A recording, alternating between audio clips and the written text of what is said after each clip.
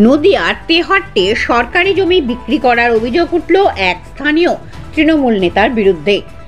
বাগাখালী শিরিষখালী দেবোত্তর মাঠে টাকা নিয়ে সরকারি জমি বিক্রি করার অভিযোগ উঠল এক স্থানীয় তৃণমূল নেতার বিরুদ্ধে। বৃহস্পতিবার দুপুর 1টার সময় বাগাখালী শিরিষখালী দেবোত্তর মাঠে দাঁড়িয়ে বেতাই দক্ষিণ জিতপুরের বাসিন্দা শ্যামলী মজুমদার বলেন, শিরিষখালী দেবোত্তর মাঠের একটি সরকারি জমি দেবনাথপুর তৃণমূল নেতা গোপাল সরকার তার কাছে 30,000 টাকার বিনিময়ে বিক্রি করেছেন।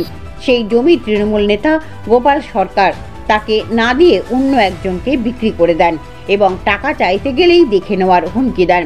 এই বিষয়ে টাকা দিয়ে জমি পাননি ওই মহিলা তথা শ্যামলী মজুমদার।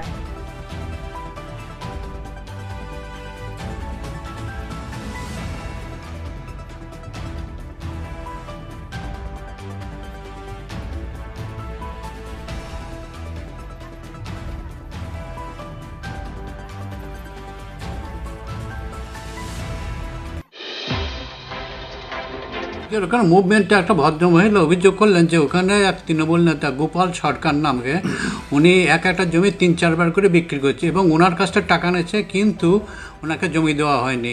এই ব্যাপারে আপনার কাছে কি অভিযোগ আছে বা আপনি এই ব্যাপারে কতটা ডিটেলস জানেন? আজকে ফিল্ডে আমরা সকলেই ছিলাম। আমি ছিলাম, সভাপতি সাহেব ছিলেন, পূর্ত কর্মাধ্যক্ষ সাহেব ছিলেন, আইসি তেহট্ট সাহেব ছিলেন, বিএলও সাহেব ছিলেন। আমাদের সামনেই ভদ্রমহিলা অভিযোগটা করেন এবং এই অভিযোগটা ওনাকে লিখিত আকারে দিতে বলা হয়েছে।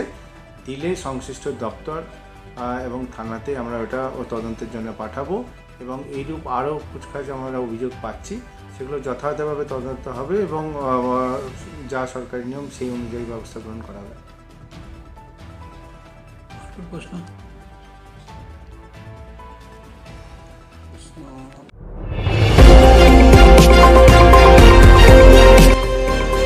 আমার বাংলা, সঙ্গে থাকুন, সঙ্গে রাখুন আমার বাংলা।